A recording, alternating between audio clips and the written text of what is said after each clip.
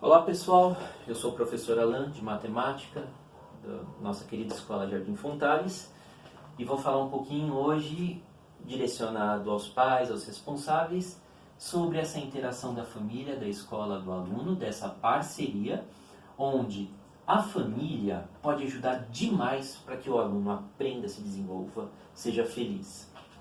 Então aqui são 12 itens que nós vamos falar sobre eles, que são dicas, são orientações importantíssimas. Então vamos ficar atentos aos detalhes. O que é intervenção? A intervenção é a maneira que a gente chega aos nossos filhos para fazer algum tipo de correção, aconselhamento, né? Falar sobre alguma coisa. E tem duas maneiras de fazer isso. A maneira negativa, você diz assim: peraí, mas errou de novo? Não sabe? O que está acontecendo com você? O que você quer da vida? Só quer jogar bola? Só não jogar videogame? Escutar música? Né? Essa é a intervenção negativa, onde ele associa que o estudo, né, gera dor, gera tristeza, gera medo. Então, estudar alguma coisa que ele não consiga fazer, ele vai ser repreendido. A intervenção positiva é assim: você percebe que ele não está conseguindo fazer, ou você quer fazer algum tipo de aconselhamento, assim, assado, pergunta: o que você está estudando? Né? Ah, tá. E tá difícil? Você não está conseguindo? Tá, pai, eu não estou conseguindo fazer essa continha. Ou eu não estou conseguindo entender para responder isso. Aí você vai falar: bom, então vamos fazer assim, né? Você vai perguntar de novo para o professor, mas você não pode esquecer, você vai para a escola amanhã com isso em mente. Eu vou tirar essa dúvida. Ou senão você vai fazer, ler de novo, ler mais uma vez, né? Presta atenção nisso, porque você é inteligente. Você é capaz. Eu tenho muito orgulho porque você é muito mais inteligente do que eu. Então, quer dizer, ele reconhece a dificuldade dele, mas ele se sente apoiado. Então, quando uma criança se sente apoiada, ela tem mais entusiasmo para enfrentar esse desafio. O ambiente de estudo. Esse ambiente de estudo, o pai tem que estar muito atento assim, ó. Olha qual é a situação. Filho vai estudar, aí ele senta e levanta. Filho, volta a estudar, aí ele senta e levanta. E aí ele vai para um lugar, vai para o outro, vai jogar bola e não consegue ficar sentado. E começa a ler um pouco e parar para fazer outras coisas. Bom, esse ambiente de estudo tem que favorecer a concentração dele. Então o pai vai procurar um lugar que tenha o menor ruído possível. É a TV, é o aspirador de pó, é deixar as músicas de lado, o celular, afasta ele naquele momento, nada de videogame ligado. Ele vai sentar com a coluna reta, ele vai ter à sua disposição os lápis que precisa, a borracha, a caneta, os livros. Tudo favorecendo que ele não precise sair dali. Porque mesmo assim, vai começar a coceira, ele vai prestar atenção no pernilongo que passa. Então a gente tem que evitar tudo isso. Muito fácil a dispersão. Então a gente tem que preparar um lugarzinho, que seja o lugarzinho de estudo dele. Que ele possa saber que ali ele vai olhar para aquelas letras, vai olhar para aqueles números e vai conseguir se perguntar: o que isso está querendo dizer para mim? O que é para eu fazer? Eu estou aprendendo o quê? Então, esse é o ambiente de estudo. Organizar o lugar para ele. O aluno precisa ter autonomia. O que eu quero dizer com autonomia? Muitas vezes a criança percebe que o pai, ou o responsável, a todo instante dá um auxílio. Então a criança começa a ler e fala assim: eu não entendi. Aí o pai lê para ela e fala: olha, é para você fazer isso. Aí daqui a pouco ela: eu não entendi de novo. Aí o pai senta lá, isso se faz assim. Ou seja, é muito sensível esse ponto. O pai vai ter que olhar e vai falar assim para ele: lê mais uma vez e me diz o que você entendeu que é para ser feito. Entendeu? Porque se você realmente não tiver dificuldade, eu vou ser pontual, eu vou naquele ponto, mas não dá tudo mastigado. Porque se a criança ela entra nesse sistema de receber tudo mastigado, vai chegar um momento, né, que aí ela vai se desinteressar, porque se ninguém ajudar ela, ela não é capaz de fazer isso. Mentira, ela tem que começar a criar essa autonomia, essa confiança para vencer os próprios desafios. A barganha, o que é a barganha, né? Às vezes o pai fica meio que desesperado, né? Os familiares dizem assim, olha, estuda, tira a nota, que aí você ganha um presente. A criança faz esse tipo de relação. Estudar só tem uma razão, ganhar um presente. E fala, peraí, mas estudar, ela vai proporcionar conhecer um mundo novo, abrir portas, entender o mundo, saber em que direção, em qual sentido eu vou seguir na minha vida. Tudo isso é o estudo que fornece. Ela saber ter as melhores escolhas, ela saber se vai por aqui ou vai por lá, como que é o mundo, como o mundo funciona, como ela funciona, para ela poder se dar bem no mundo. E aí ela pega tudo isso e reduz a, eu vou ganhar um presente. Então, essa barganha deve acontecer, mas de um jeito mais sutil, mais inteligente, que a gente vai ver daqui a pouquinho. Então ela vai implicitamente falar assim, puxa vida, eu vou ganhar alguma coisa, mas essa coisa não é necessariamente material, porque é um risco. Quando só um entende. Então às vezes o pai chega para poder ajudar e fala assim, mas eu não estou entendendo que você não está entendendo isso, peraí, né? Em que mundo que você vive?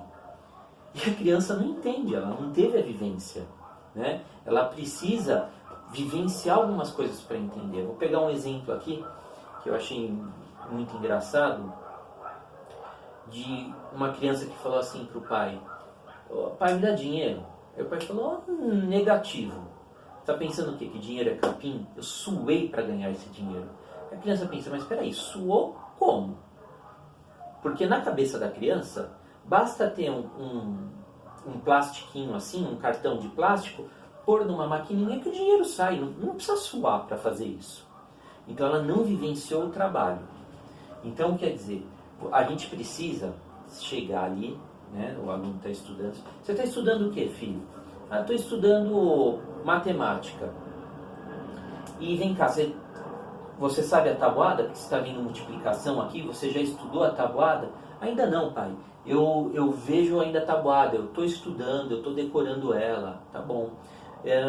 Então, quer dizer, o pai sabe o que espera, né? Porque se ele for fazer uma conta, como ele não decorou ainda, ele vai precisar pegar. Então, ele se inteira melhor do que ter uma intervenção negativa, né? Então, a gente precisa conhecer bem esses dois universos aqui.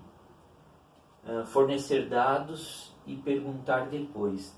Tem a relação muito com esse anterior, né? Então, quer dizer, o estudo é um processo sequencial, né? E às vezes a espiral, às vezes ela vê o mesmo assunto várias vezes e cada vez com mais profundidade. Então, quer dizer, se você for tratar de um assunto, tenta fazer algum tipo de resgate de uma coisa anterior, né? Para que ela possa se inteirar melhor, né? Você vai falar assim para ela, olha, num caso de ciências, por exemplo, né? Nós vamos estudar, então, o corpo humano, né? O corpo humano tem os olhos, tem os ouvidos, tem cabelo. Aí você forneceu os dados, aí você pergunta, você sabe qual é a função dos olhos, do cabelo, do ouvido, né? Então, quer dizer, você prepara o terreno, fornece tudo que tem que fornecer e depois pergunta. Organização depois da escola, isso que é fundamental, né? É responsabilidade dos pais, né? De quem está ali cuidando da criança, do adolescente, olhar se a criança tem todo o material, se a criança no dia seguinte vai ter aula de matemática e está dentro da bolsa dela, o caderno de aprendizagem lá, porque ela tem que levar. O pai tem que saber exatamente assim, ó, filho, amanhã você vai ter que estudar tal coisa, você se preparou, no combinado entre pai e filho, você vai estudar tal hora, dá uma flexibilidade, mas aí você vai para aquele seu cantinho, vai fazer suas lições, deixa tudo organizadinho, né? Por quê? Porque se deixar assim por elas mesmo, elas esquecem tudo. Elas esquecem desde o material escolar até os livros.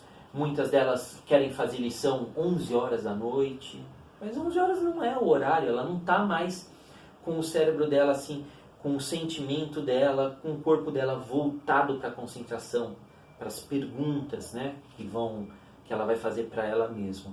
Então você tem que organizar, tem que ter a diversão, em determinado momento vai estudar, né? Assumir as lições não feitas.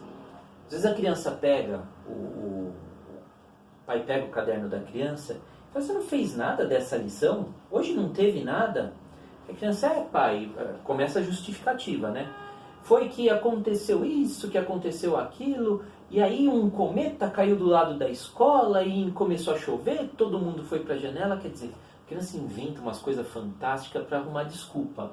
E na verdade, ela ficou papeando, ela ficou se distraindo, entendeu? Então você tem que conversar com o professor, entender o que realmente aconteceu, e a criança tem que assumir a parte dela.